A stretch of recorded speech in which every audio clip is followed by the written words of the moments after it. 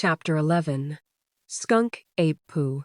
During the last half of October, our phone calls continued, more frequently now. We were in a delicate spot in our relationship. I could tell that Mike, having shared so many intimate details of his encounters with me, was having mixed feelings. I was brimming with questions, but I was careful not to overload him. I posed questions tentatively, and he answered just as tentatively. Mostly, I just continued to listen and let Mike talk. When we first began talking in September, he had briefly mentioned that he would be returning to his camp over the Thanksgiving weekend. We'd had a couple of conversations early on about proof and protection, about Mike taking a camera to the swamp, trying to obtain physical evidence and documenting the collection of it on video. Now, he reiterated his plan to head up there at the end of November, and we started to discuss the logistical side of things. He expressed the need to get a camera. The only one he had was damaged in a fire long before. Can you point me in the right direction? He asked. What kind should I get? After some thought, I decided to point him towards the Sony Handycams. I had an old TRV 310 that I'd paid an arm and a leg for a decade ago that still worked great, and I still used it regularly in the field. It had night shot, a setting that would turn on an infrared lamp and allow the user to see in the dark. Images shot in night shot appear slightly grainy and tinted green, but it would address Mike's concern of low light, even in the daytime under the thick canopy in the swamp. I told Mike he could pick one up used for about $200 on eBay. Since I didn't know his financial situation and didn't feel comfortable asking, I figured it was a good choice all the way around. What would you need? Mike asked. In order to prove it without a body. We had come back around to our first conversation. I answered slowly, revisiting all of the times I'd thought about this. DNA, I suppose. If you could get him to lick a plate clean, the saliva would be testable. But I would think the plate would need to be washed first with bleach, handled with gloves both when you put it out and collect it, put into a bag, and sealed. If you could film him licking the plate and you collecting it, the video evidence would go a long way toward supporting test results if they came back unknown primate. I thought some more. Hair would be helpful, in addition to the saliva. If you could collect some hair, would he let you brush him? Mike snorted. I took that as a no. What about fly strips? I asked. Could you wrap a piece of fruit in a fly strip and toss it to him? It would probably pick up hair from him if he handled it. I could just toss the fly strip at him, Mike said. I tried to visualize that and didn't know what to say. That could work, I answered. I mentioned dandruff and scabs again. I did my best to answer his question, but I didn't push. Although I had some ideas, I wasn't sure exactly what we'd do with the evidence if he did obtain it. I knew it would need to be tested, independently, by a lab that was unbiased and perhaps didn't know why they were testing it. Good video evidence would go a long way toward backing up any unknown results. The question of what to do with unknown lab results and good video evidence was even more intimidating. Bring a panel of scientists together? Have them sign non-disclosure agreements before the fact? How would that work? Ask them to write their papers, propose taxonomy, have the video analyzed, and somehow take all of it to the legislature and try to get a law passed before the public found out and it was open hunting season on the big guys? I figured, though, that it might be a good idea for him to try to get what he could while he had the opportunity. If it was in hand, we could ultimately worry about how to specifically deal with it after the fact. It would be ideal if you could get clear images of his feet, hands, and face, I said. Photos or casts of tracks would help too. The feet, I thought, were especially important. Dr. Jeff Meldrum, associate professor of anthropology at Idaho State University, had a collection of over 200 track casts. If he could examine tracks, as well as images of the feet that had made them, it would provide further corroboration of a huge body of evidence, the track casts that had already been amassed and studied at length by a proponent in the academic world. If you could set up another camera that would film you filming him, I said, that would help too. I knew that it would quiet the critics who might cry, "Hoax!" when viewing first-person film evidence. Here's how you do it in a nutshell, I said. You set up a camera at the edge of the camp to film the entire scene.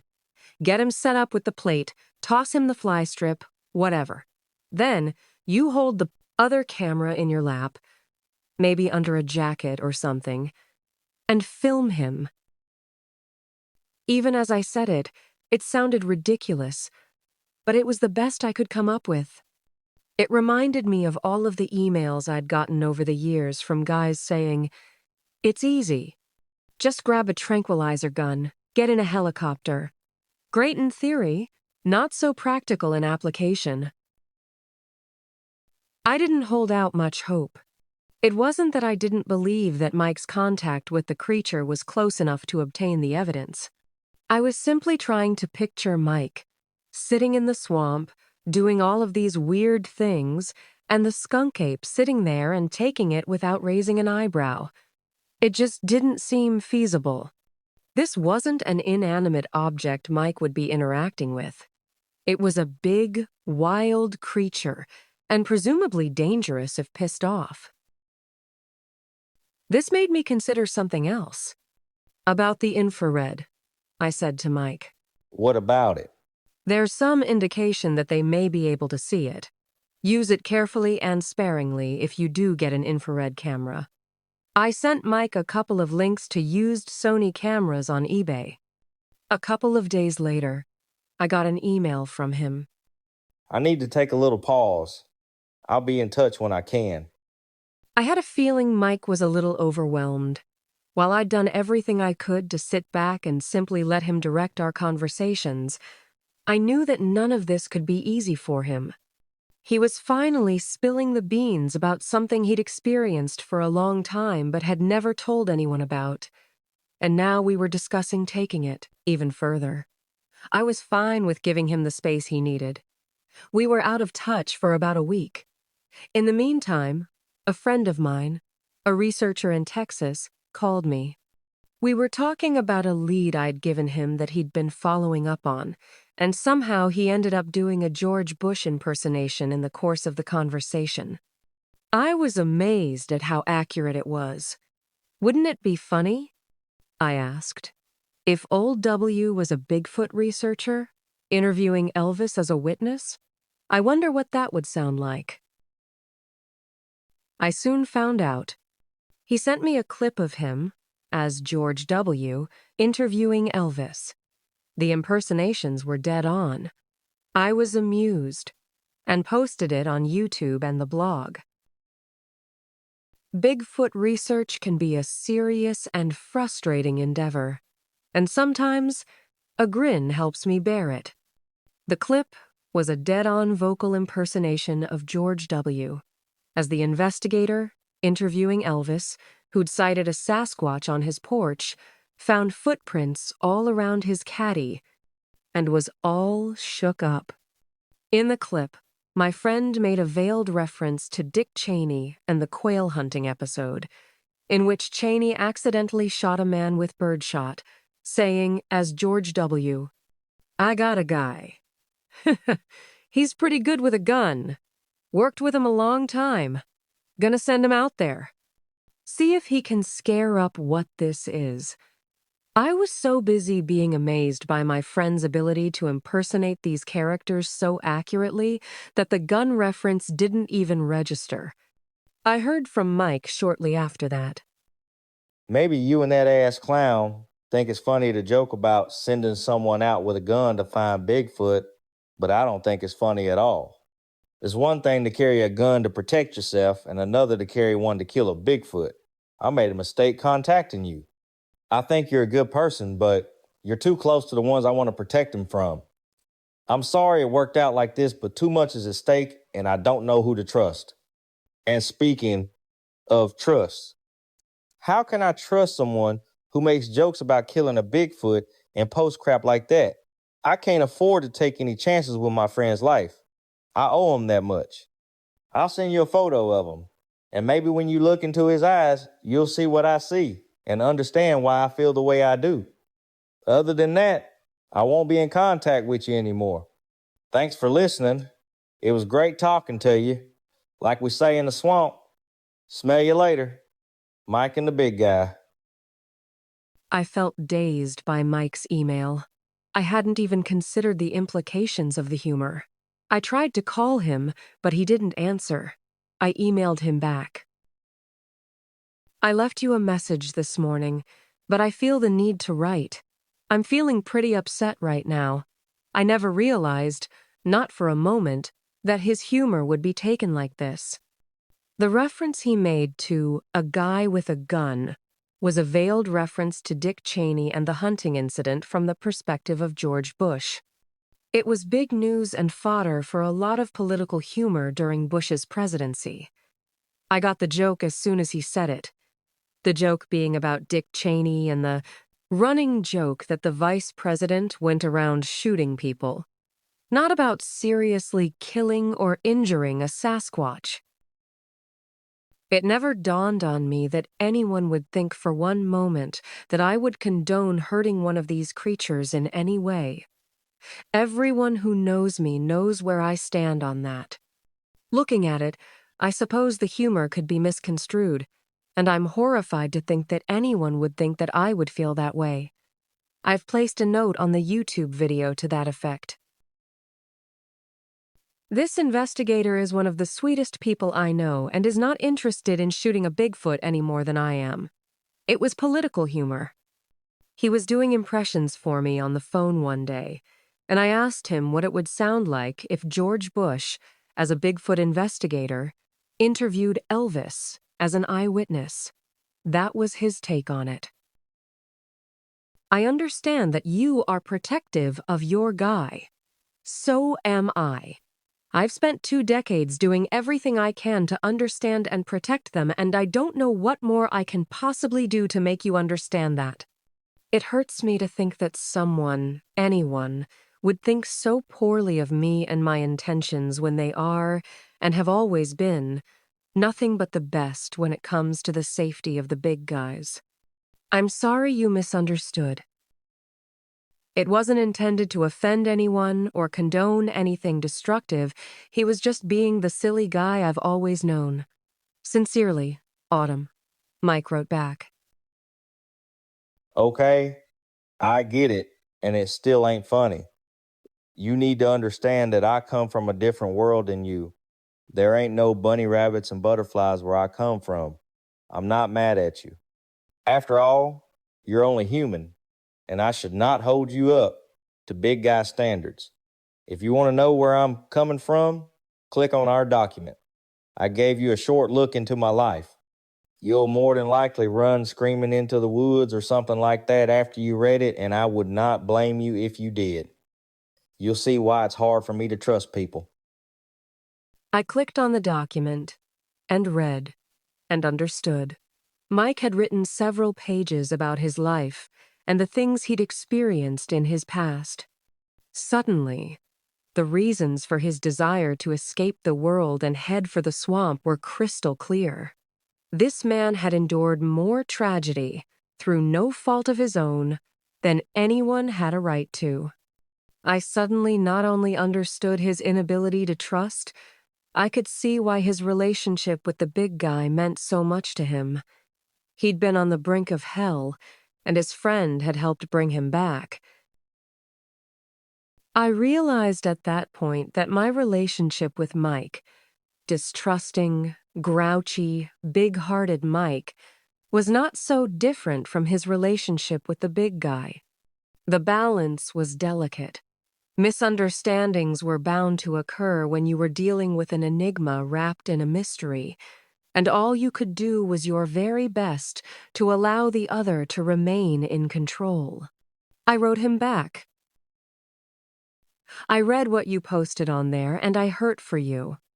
The irony to me here is that my friendship with you is not so different from your friendship with him. It amounts to pretty much the same thing. Befriending and caring about someone who doesn't trust easily. But you've made mistakes, just as I have. Otherwise, you wouldn't have been thrown in the creek for poking him with a stick, right?